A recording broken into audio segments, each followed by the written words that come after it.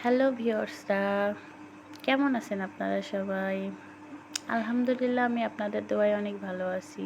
আজকে আমি নরেন গুড়ের পোয়া পিঠা তৈরি করলাম, তাই ভাবলাম আপনাদের সাথে একটু শেয়ার করি। আপনারা বাসায় তৈরি করে খেয়ে দেখবেন, আমার মনে হয় ভালোই হবে, কারণ আমারটা অনেক মজা হয়েছে, ইয়াম্মি হয়েছে। আমি পোয়া পিঠা তৈরি করার জন্য নলের গুড়ের সাথে একটু পানি মিশিয়ে পাতিলে দিয়ে দিলাম, চুলাটাকে চালু করে দিলাম। তারপর পানিটাকে আমি ভালোভাবে ফুটিয়ে নিলাম, একদম থকবকে গরম করে নিলাম। থকবকা পানিটা আমি চুলাটা বন্ধ করে দিলাম। তারপর থকবকা পানিটা আমি ঠান্ডা করে নিলাম, খুব বেশি ঠান্ডা না, আবার খুব বেশি গরমও না, উষ্ণ গরম আর কি। আমি আঙ্গুলের সাহায্যে আপনাদেরকে দেখিয়ে দিচ্ছি। আমি আঙ্গুল ডুবাইয়া রাখতেছি, মানে আমার আঙ্গুল গরমটা সহ্য করতে পারছে, সেই পরিমাণ গরম রাখলাম। তারপরে আমি 2.5 কাপ আটা দিয়ে দিলাম। আপনারা চালের গুঁড়াও দিতে পারেন বা প্যাকেট আটা দিতে পারেন। আমি প্যাকেট আটাটাই দিয়েছি, আমার বাসায় প্যাকেট আটাই ছিল। তারপর আমার মনে হলো যে 2.5 কাপ আটাতে কম হয়ে যাচ্ছে, তারপর আমি আরও 1 কাপ আটা দিয়ে দিলাম এবং ভালোভাবে ব্যাটারটাকে তৈরি করে নিলাম, খুব স্মুথভাবে। ব্যাটারটাকে এমনভাবে তৈরি করে নিলাম যাতে খুব বেশি ঘনও না, খুব বেশি পাতলাও না। আর ব্যাটারটা খুব স্মুথ হয়েছে, একটুও দানা দানা বা গোটা গোটা ছিল না।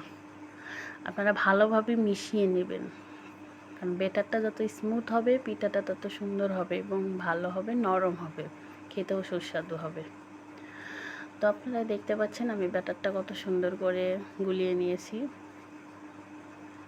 তারপর আমি চুলায় কড়াই বসিয়ে কড়াইয়ে সাদা তেল দিয়ে দিলাম। তেলটাকে খুব ভালোভাবে আপনারা গরম করবেন।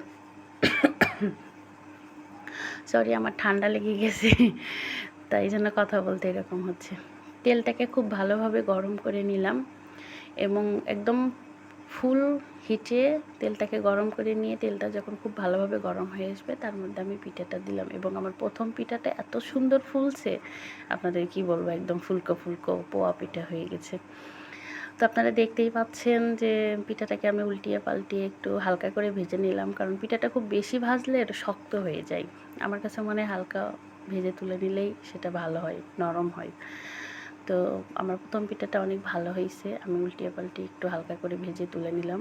এরপর আমি দ্বিতীয় পিঠাটা দিলাম এবং আমার দ্বিতীয় পিঠাটাও অনেক সুন্দর ফুলছে। তো এভাবে আপনারা নলের গুড়ের পোয়া পিঠা তৈরি করে খাবেন বাসায়। আর আমার জন্য দোয়া করবেন, আমার চ্যানেলটা সাবস্ক্রাইব করবেন, লাইক করবেন, কমেন্ট করবেন এবং শেয়ার করবেন।